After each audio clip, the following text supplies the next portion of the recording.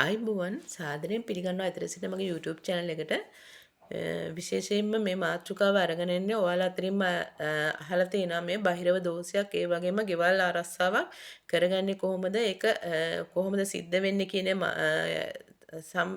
එක සම්බන්ධව වීඩියෝ එකක් කරන්න කියලා මේක විශේෂයෙන්ම කපු නෝන්ලාට කපු මහතුරුන්ට හා ඔයාලට දැනගැනීම පිණිස කරන වීඩියෝ එකක් අවසාන වෙනකන් රැඳී සිටින්න ගොඩක් වටිනවා මේක හැමෝටම රැඳී සිටින්න මගේ වීඩියෝ එකක් සමග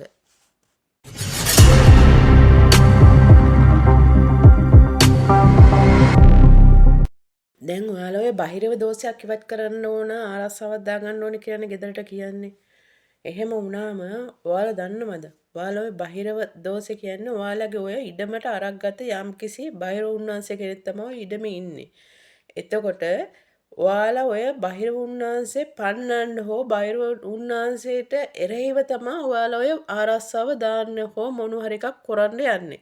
එතකොට ඔයාලා දන්නවද ඔය බහිරව උන්වංශය ඔයාලගේ භූමියට අයිති කෙනෙක් කියලා. ඔයාලගේ භූමිය අරක් ගත්ත කෙනෙක්. ඒ කියන්නේ කවුරු හරි ඔයාලගේ ඥාති කෙනෙක් තමයි බහිරව උන්වංශ කෙනෙක් කියලා ඔය ඉඩමේ ඉන්නේ. හෝ ඔයාලට ඉන්න අවසර දීලා තියෙන කෙනෙක්. ඔයාලට ඉන්න අවසර නැත්නම් ඔයාලට ඔය ගියක් හදා ගන්නවත් ඔයාලට ඔය ඉන්නවත් අවසර දෙන්නේ නැහැ. එහෙම තමයි මේ බහිරව පාද තියෙන තැන්වල මේ බහිරවවරු ගමන් කරන තැන්වල බහිරව දෝෂ තියෙන තැන්වල සිද්ධ වෙන දේවල්. එතකොට ඒ කවුරුවක්වත් නෙවෙයි ඔය ඉඩම හා සම්බන්ධ කෙනෙක්. එතකොට නිකන් හිතන්න ඔයාලගේ ඔය ගෙදරට යම් කිසි දෝෂයක් තියෙනවා කියමුකෝ භූමියට. එතකොට ඒ තියෙනකොට ඔයාලගේ ඒ අයිතිකාරයනේ බහිරව උන්වංශලා ඉන්නේ. එහෙම කෙනා ඉඳද්දි ඔයාලා කොහොමද කට්ටරි මහත්තයෙක්ව කට්ටරි නෝන කෙනෙක් ගෙනල්ලා ඔයාලා ආරස්සාවක් දාගන්නේ කාගෙන්ද කියලා කියන්නකෝ. බහිරව දුන්නාන්සට වැඩි කෙනෙක්ද දාගන්න ඕන ඔයාලට. එතකොට එහෙම වුණා කියලා ඔයාලට ආරස්සාවක් ලැබෙයිද? නැහැ. එතකොට තවත් අර බහිරව උන්නාන්සේ කෝප වෙනවා.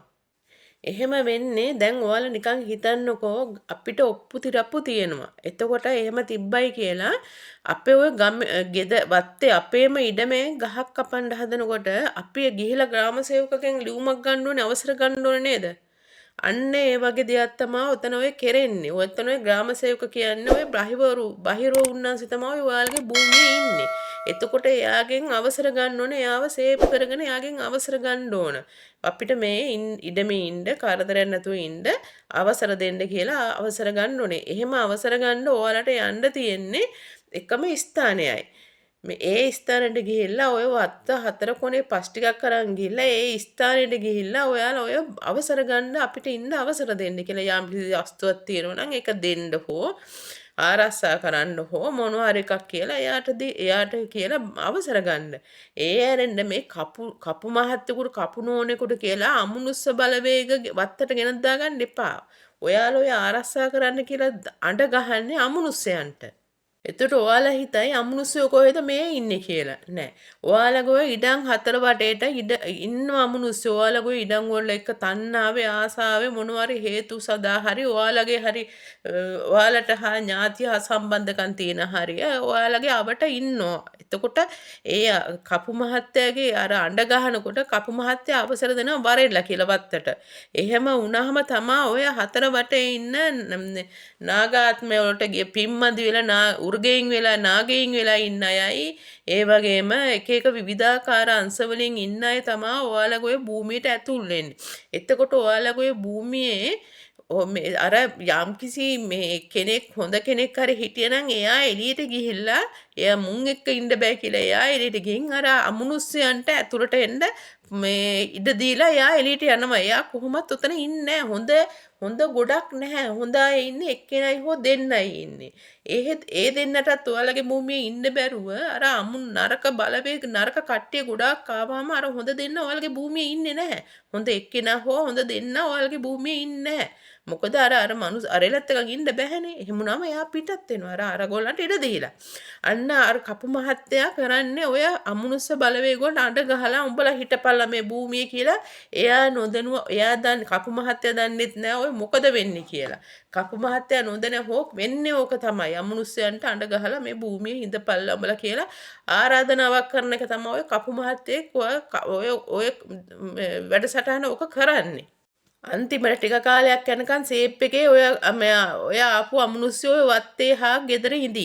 ඊට පස්සේ ටික කාලයක් යනකොට මෙයාලට පුරුදු පුහුණු වුණාම ඔතනට ඔයාලා අන්තිමේදී ඔයාලම පන්නලා දානවා, ඔයාලටම ප්‍රශ්න ඇති කරනවා, ඔයාලම කියන අවස්ථා තියෙනවා මෙන්න මේ අපි ආරස්සාවක් දැම්ම ඒක දාපු දා ඉඳලා මේ වගේ ගෙදර අඳුරු වෙලා මේ වගේ ප්‍රශ්න ඇති වෙනවා. කාටද කියන්නේ එක්කිනෙකුට ඔය ආරස්සාවක් දැම්මම හරි ගිය කෙනෙක් කියලා මට කියන්නේ. හිටිය තත්ත්වෙටදී අපි දැන් දියුණුයි. එහෙම කියලා. හැබැයි එහෙම වෙන්න පුළුවන් ටික කාලයක්. ඔයාලා නොදැනුත් එක පැත්තකින් කොහෙන් හරි ප්‍රශ්නයක් ඇති වෙනවා.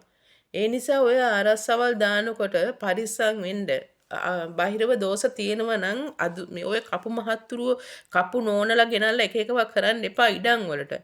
ඊයේ මේ ඉඩමකට බාහිරව උන්නාන්සේ ඉන්න ඉඩමකට මේ කපු මහත්තයෙක් ගෙනල්ලා මේ ආරස්සාවක් දාලා ඒ ආරස්සාව දැම්මාම හොඳටම ඔයාට කේන්ති ගිහිල්ලා මට කිව්වා මෙන්න මේක මුන්ට කියලා දීපයන් කියලා. මට සරදාලා කිව්වා මුන්න මේක කියලා දීපන් කියලා. ඒ නිසා තමයි මම මේ වීඩියෝ එක කරන්නේ. ඔයාලා මේ වීඩියෝ එක හරියටම බලන්න. මොකද්ද මේ ඔයාලා කරගෙන ඉන්නේ කියලා. මේක වැරදි. ඔයාලා මේ කරන දේ වැරදි. කපු මහතුරුනේ නොදන්න හෝ දැනගෙන හෝ නොදැන හෝ පඬිත වැඩ කරන්න යන්න එපා. ඒක දැනගෙන කරන්න. බාහිරව දෝෂයක් තියෙන එකට මේ අපි ගිහිල්ලා අමනුෂ්‍යයන්ට ගහලා හරියන්නේ නැහැ. ඒකට අදාළ අය ඉන්නවා. ඒකට අදාළ තැන් තියෙනවා. ඒ තැන් වලට ගිහිල්ලා මේ මිනිසුන්ට කියලා දෙන්න ඇත්ත. බොරු කරන්න එපා. අන්තිමට ඒ අහිංසක මිනිසුන්ගේ සල්ලි ටික ගන්න ඔයාලා මේ බොරුව කරන්න එපා තවත් ඉදිරියට. ඔයාලට ඥාතිකාවක ඇත්ත වැඩ කරන්න. හැබැයි ඒ ඥාති ආවා කියලා මේ වගේ අසාදා බොරු දේවල් කරන්න එපා. මේක තවත් මේ සාත්‍රයේ තවත් දිගටින් දිගට බොරු අරයි යන්න එපා. මේක කරන දේ හරියට කරන්න. එහෙම නැත්තම් මේ දේවල් කරලා අහිංසක මිනිසුන්ගේ මේ ඉඩම් කඩම් විනාශ කරන්න එපා. ඒ වගේ මහ පොළොවට වද දෙන්න එපා. නිදන් තියනවා කියලා මහ පොළොවල් අඩි ගණන් හාරවනවා. ඒ හාරවල මේ මිනිසුන්ගේ අන්තිමේදී ලස්සන වීදම් කරනවා. ගත්ත නිදානයක් නැහැ. සමහර ගත්ත නිදන් ඇති. ඒ මිනිසු පොලිසි ගානේ ඇති. ඒ මිනිසුන්ට අත දිගහැරලා ඒක වීදම් කරලා වැඩක් කරගන්න බෑ බයයි. ඒ හොරෙන් ගත්ත දේවල්. ඒ නිසා බොරුවට මේ භූමියට තවත් වද දෙන්න එපා. කාට හරි මොනවා හරි මේ නිදානයක් හරි මොනවා හරි තියෙනවා නම් ඔයාලා පොඩි මැසේජ් එකක් දාලාන්න මේ ඉඩමේ පලන්න ඉස්සලා හිල් කරන්න භූමිය හිල් කරන්න ඉස්සලා මේකේ නිදානයක් තියෙනවද කියලා. තියෙනවා නම් තියෙනවා කියනවා නැත්තම් නැහැ කියනවා. හරියට මේ ඔයාලා ආරස්සාවක් දාගන්නේ අර ගමේ මේ ගාමසේක මහත්තයාගෙන් කරන්න ඕන වැඩේට ඔයාලා අර චණ්ඩි ටිකක් ගෙනල්ලා අර ඔයාලගේ මේ වැඩේ වත්තේ ඉඩමේ වැඩේ කරගන්නවා වගේ තමයි කරන්නේ. එහෙම වුණාම අර ගාමසේක මහත්තයා ඔයාලා හිතනවද නිකන් ඉද කියලා. උන්දගේ උජ්ජත්තකමට හරි උන්දා ෆයිට් කරනවා ඔතන උන්දා ඉහළට දානවා කන්නේ වගේ තමයි ඔය බහිර උන්නාසෙත් එක්ක ඇටැක් කරන්න යන එක. ඒ හින්දා බහිර උන්නාසෙත් එක්ක ඇටැක් කරන්න යන්න එපා. ඔයාලට මොනවාරි භූමිය වල දෝෂයක් තියෙනවා නම් මේ වත්තේ හතර කොනේ පස් ටික අරගෙන මේ බහිරව දේවාලයට ගිහිල්ලා එතන කාටවත් බොරු කරන්න බෑ. එතන ඉන්න කපු මහත්තයාට ඉහලින් අවසරයක් තියෙන නිසා තමයි එයා එතන ආවතේව කරන්නේ. නැත්තම් බොරු කරනවා නම් අවසරයක් නැත්තම් එයාත් එතනින් එනවලා දානවා. මේ බහිරුන් වහන්සේට එකන් සෙල්ලම් කරන්න බෑ. ඒ නිසා වස්ත හතර කොනේ පස් ටික අරන් ගිහිල්ලා අබේගිරියට ගිහිල්ලා එතෙන්ද බාර දීලා පූජා වට්ටියක්ද මොකක් හරි එකක් බාර දීලා පින් අනුමෝදන් කරලා ඔයාලා ඒ පස් ටික අරගෙන ඇවිල්ලා ඔයාලගේ වත්ත හතර කොට දාන්න එතනින් කියලා දෙනවා ඒක කරන්න කියලා. එතෙන්ද ගිහිල්ලා ඒ දේ කරන්න. ඔයාලට ඔය ඉඩමේ මොන හරි යම් කිසි දෙයක් තියෙනවා නම් පොඩ්ඩක් ඔය මේ සුද්ධ කර මේ මට මේ ඔයිස් මේ වීඩියෝ එකක් එවන්න. ඒ වගේම ඔයාලා මතක තියාගන්න ඔය භූමිය වලින් නිදම්ම විතරක් නෙවෙයි හම්බෙන්නේ. ඔයාලට ඔය භූමිය විශාල භූමි තියෙනවා. විශාල ඉඩම් තියෙනවා මට එවල තියෙන. ඒ වගේ අලිලාගෙන කැලෑවල්. ඒවට ඔයාලා ඒ නිදානයක් පොළොව පල්ල නිදානයක් ගන්න ඉස්සෙල්ලා ඔයාලා ඉස්සෙල්ලා ඔය භූමිය සුද්ධ කරන්න. මාසෙකට එක පොල් පැලයක් දවසකට එක මඤ්ඤොක ගහක් මඤ්ඤොක පඳුරක් හිටෙව්වා නම් ඔයාලට ඒක නිදානේ තමයි දවසකට එක මඤ්ඤොක පඳුරක් හිටෙව්වොත් මාසෙකට මඤ්ඤොක පඳුරු 30ක් අද මඤ්ඤොක කීයද ගණන් වේලක් පිරිමෑනවා. ඒ වගේම ඔයාලට ගුණයි ඔය කැන්සර් වලට එම ගොඩක් ගුණයි ඔය මඤ්ඤොක කියන જાති. එතකොට ඔයාලා ඔය පොල් පැල මාසෙකට එක ගානේ පොල් පැල හිටියොත් අවුරුද්දකට පොල් පැල 12ක් හිටවල තියෙනවා. එතකොට ඔයාගේ ඔය විශාල ඊටම නිකන් මෙලි වෙලා. එතකොට ඔයාලා කාලයක් යනකොට ඔයාලට නැතුණොත් ඔයාලගේ දරුවන්ට හරි නිදානයක් තමයි. අර ඉස්සර කතාවක් තිබ්බේ අර පුත්තු 3 දෙනෙකුට තාත්තා කෙනෙක් කියලා වත්තේ එහා කොනේ ඉඳලා මෙහා කොනට කොටන්න කියලා. ඔයාලා අහලා තිබේ අම්මලා කියලා දෙනවා පොඩි කාලේ. අන්න ඒ නිදානයක් තියෙනවා කියලා. අන්න ඒ වගේ තමයි ඔයාලගේ භූමිත් නිදාන තමයි. ඒවා අස්සද්දන්න. ඒවා හොඳට සුද්ධ කරලා ඒ වගේ තව පරම්පරාවකට එන්න ඔයාලා භූමිය වල පොල් පැලයක් හරි හිටවන්න. ඒ හිටවුවාම ඔයාලට ඔය භූමිය රැකගෙන ඉන්න කවුරු හරි ඔයාලගේ බාහිර වුණාන්සේ කෙනෙක් හරි ඔයාලගේ ඥාතියෙක් හරි පරම්පරාවෙන් අපි ඥාතියෙක් හරි දුක් වෙනවා ඔයාලගේ ඉඩම් කැලේ වෙවිලා ඔය විදිහට තියෙනකොට. ඒ අය තමයි කියන්නේ ඔය මෙතන මේකක් තියෙනවා ඔයා මෙහෙමයි කියලා. එතකොට ඕක ගන්න යනකොට තමයි ඔය කියන්නේ ඔය වත්ත සුද්ධ කරලා ඒව මේවා කරලා මේ කරන්න කියලා. එතකොට තමයි ඔයාලට ඔය නිදානයක් නෑ. ඔයාලට කියන්නේ ඔය භූමිය සුද්ධ කරන්න කියලා. ඔය භූමිය වවන්න. ඕකන් නිදානයක් තමයි ඔයාලට. ඒ තාත්තෙක් අර පුතාලා 3 දෙනාට කියලා තියෙන කතාව වගේ තමයි ගොඩාක් දෙනෙකුට ওই වත්ත සුද්ධ කරන්න කියලා තමයි මට කියලා කියවන්නේ.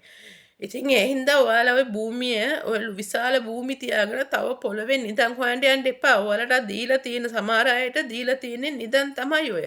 ඕකෙන් ඔයාලා මේ නිදන් හොයන්න යන්න තෝ ඔය භූමිය වගා කරන්න අඹ ටිකක් දාන්න. දෙහි ටිකක් දාන්න. අද බලන්න අඹ දෙහි කොච්චර ගණන්ද කියලා. ඔය නෝනලායම නිකන් ඔය ගෙවල් වලට එලා පෝන්නෝ බොබ්බ අහල පහල දේවල් හොය හොය කයිවාරුග ගහ ඉන්නවා. ඔය මහත්තයා රස්සාවට ගින් එනකොට එක මඤ්ඤොක ගහක් හිටවන්න. ඔයාලා මඤ්ඤොක ගහක් හිටවන්න මල් පැලයක් ගෙදර හිටවන්න.